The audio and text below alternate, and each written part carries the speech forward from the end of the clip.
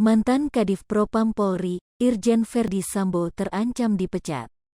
Disebabkan Irjen Verdi Sambo diduga melakukan pelanggaran kode etik dalam penanganan olah TKP kasus kematian Brigadir J. Hal ini dijelaskan oleh pakar hukum pidana dari Universitas Trisakti, Abdul Fikar Hajar. Abdul mengatakan, pemecatan adalah bentuk sanksi paling berat bagi polisi yang melanggar etika profesi.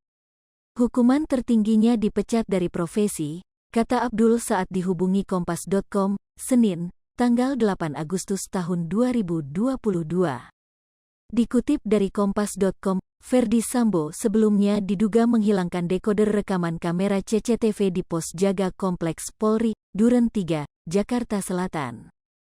Tindakan tersebut dianggap tidak profesional, sehingga Polri pun bergerak. Abdul menilai, proses penyelidikan dugaan tindak pidana yang dituduhkan kepada Verdi Sambo sudah berjalan.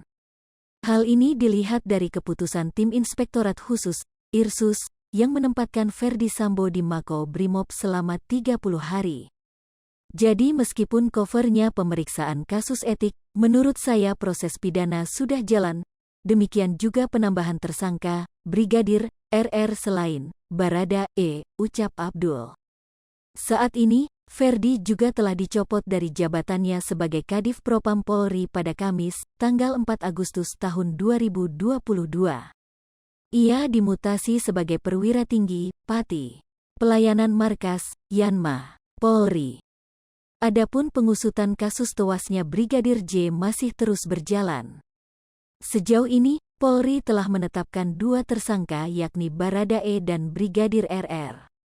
Meski sama-sama menjadi tersangka, keduanya dijerat pasal yang berbeda.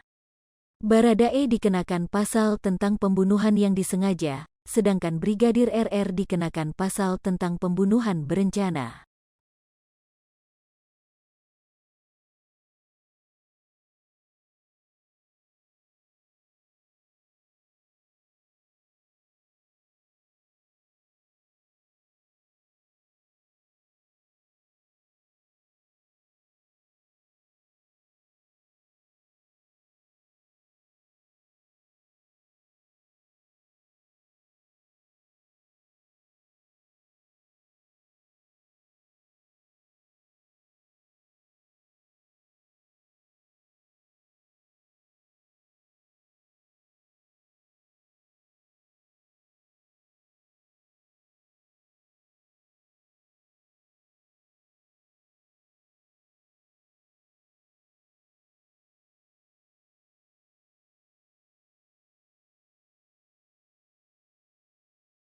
Hai pemirsa Sri Popo TV, jangan lupa komen, like, dan subscribe, serta tonton terus berita-berita terupdate lainnya ya.